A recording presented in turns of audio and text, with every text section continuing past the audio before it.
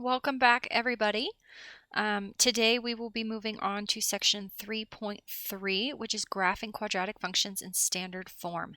Now, if we take a look at our list of standards, we started with f.bf.3, which this was graphing, sorry about that, using transformation. So we were in vertex form, we moved it left, we moved it right, we moved it up, we moved it down. Now, we're still going to be doing all of that, except, we covered the bulk of that. Our next one, which we actually kind of started with, was our x-intercepts, maximums, minimums, increasing, decreasing, positive, negative, domain, range. We know all of those things about our quadratic graph, and again, they're going to come up again, and especially in 3.3 today. FIF.6, we're not quite there yet. FIF.8, this is going to come at the end of our lesson where we start writing our quadratic functions in different forms. So we have a quadratic function. We can write it in vertex form. We can write it in standard form. We can write it in other forms, and we're going to start looking throughout today's lesson. So that's kind of where we are on our list of standards. 3.3 is graphing quadratic functions in standard form specifically, and standard form we've gone over is f of x equals ax squared plus bx plus c. So now we're going to look at functions that look like that and see what we can figure out. Maximum value, we've gone over this. I'm just going to state it again, is when the vertex is and I'm going to use the word highest value on the graph. So you have a maximum value when your parabola is pointing down, so your vertex is at a maximum, versus minimum value is when the vertex is and again, smallest, lowest, something like that, value on the graph. So you're going to have a minimum value when your parabola is pointing up, and then your minimum value would be down there at the bottom of your graph. Now, when we are dealing with a parabola or a quadratic function in standard form, we still need to be able to find the vertex and the axis of symmetry. So, for example, this is not related here. I'm just going to take a side note. So actually, let me get another page. If I have f of x equals 3 times x minus 2 squared plus 7, we should be able to look at this in vertex form and say, okay, well, the vertex is at 2, 7.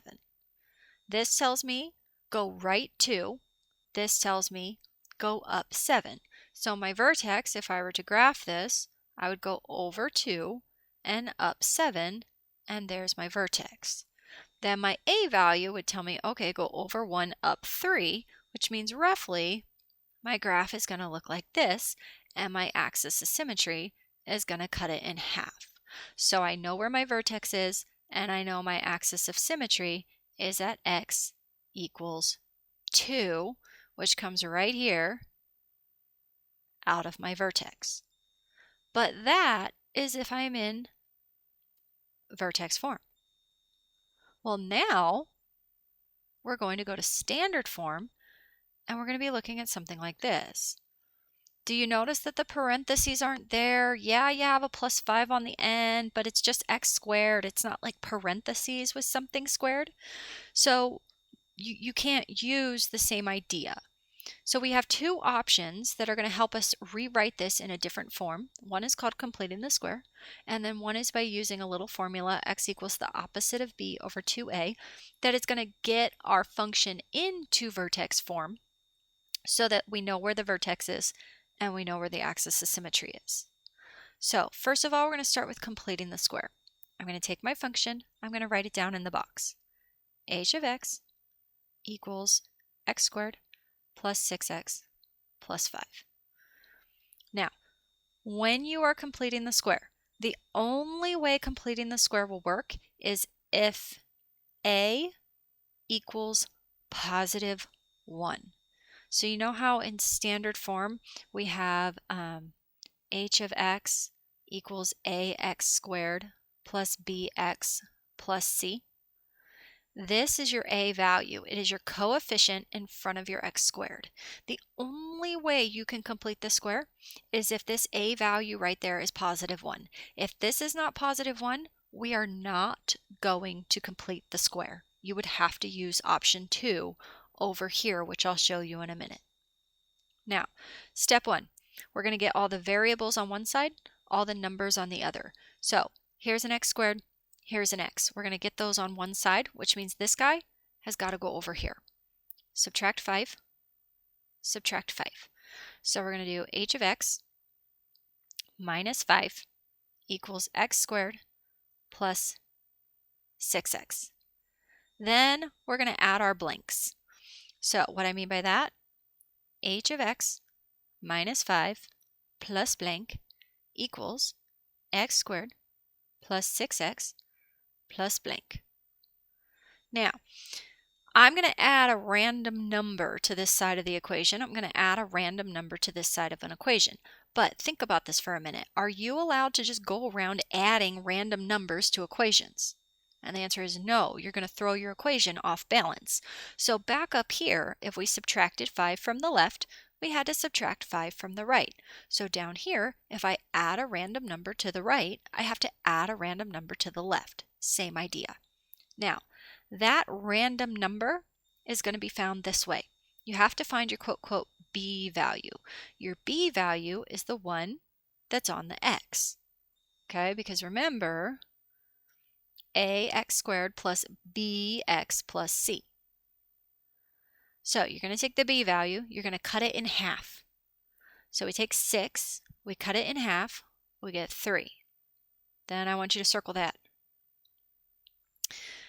After you cut it in half, you then square it.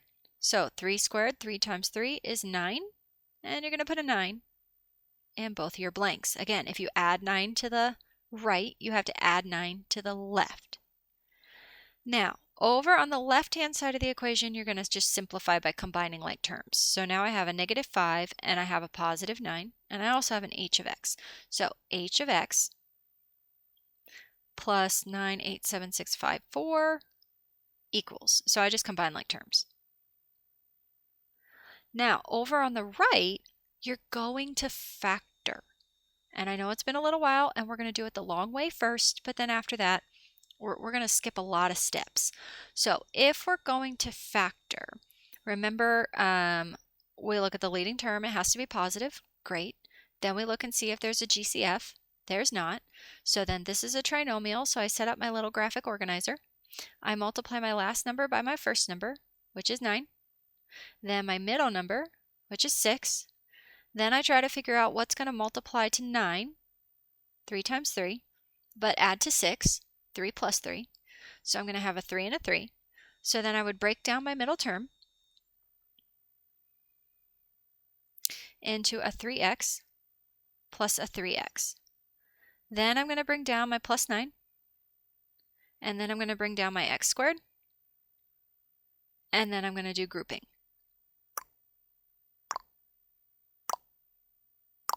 There we go. Then I'm going to look at my first two, and I'm going to say, okay, what can come out of here? X. What's left over? X plus 3. Then I'm going to look at my second two. What can come out of a 3x and a 9? 3. Positive 3. What's left over? X plus 3. Then I'm going to look at that and go, okay, well, what can come out of both of those? X plus 3.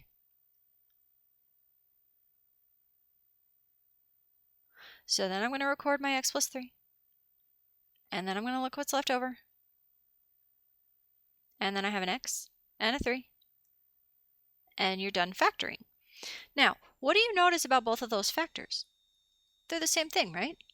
So we can write this as x plus 3 squared because there's 2 of them. Great. Then I'm going to go back up and I'm going to say, okay, well, on the left side of the equation up here, I have h of x plus 4. So h of x plus 4. Then I want to get my equation back to what it started with, which was just a function h of x. So you're going to subtract your 4.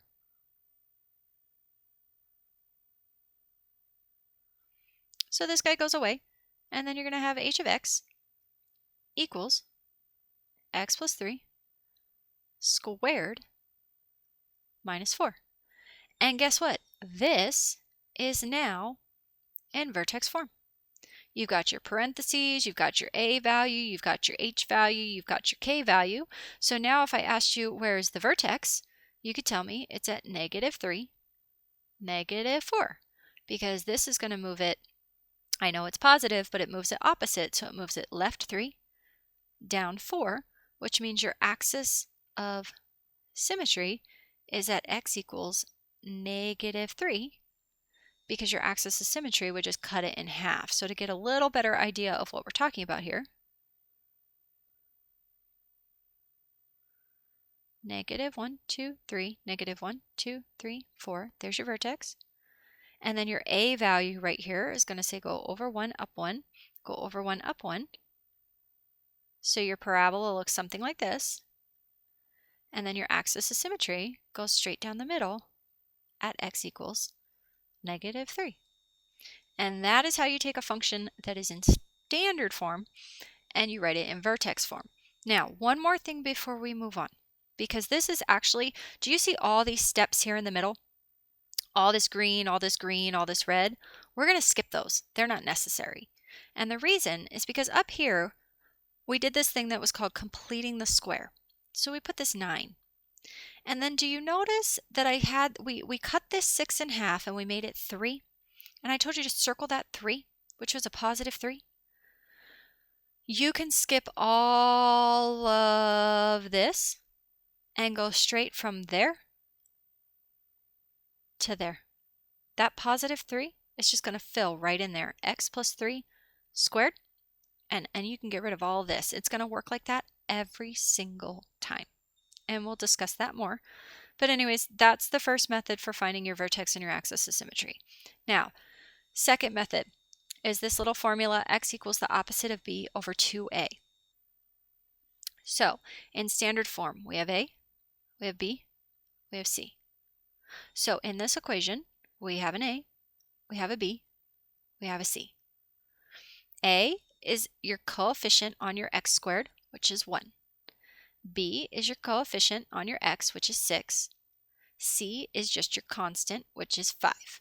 And for the sake of our formula, we don't need C.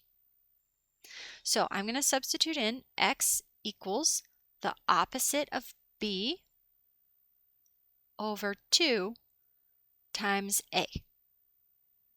Then I'm going to simplify. So this is -6 over 2, which is -3.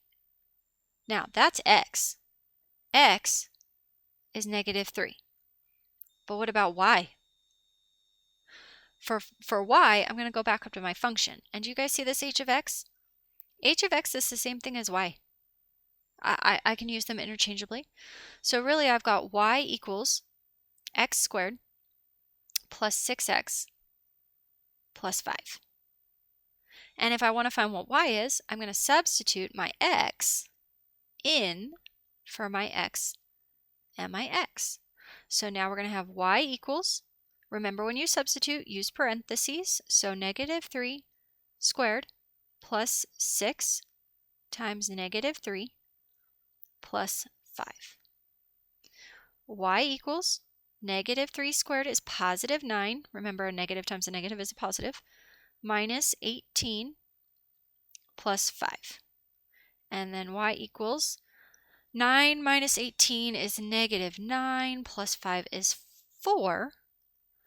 So what you just found is that your vertex is at x -3, y +4, -3, +4. Which if we go down, isn't that what we found down there? Which means your axis of symmetry is at x equals -3. So that is your other option for finding your vertex and your axis of symmetry in order to graph if we are in standard form.